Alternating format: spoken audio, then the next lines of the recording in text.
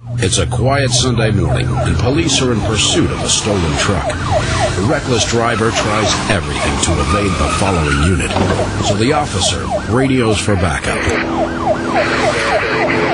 A response vehicle soon arrives and notifies the felon of their presence.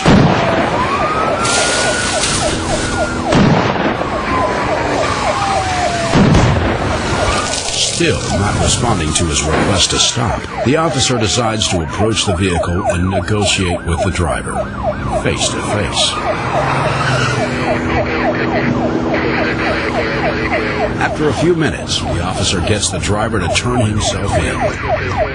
Advice this would-be felon will remember for the rest of his days.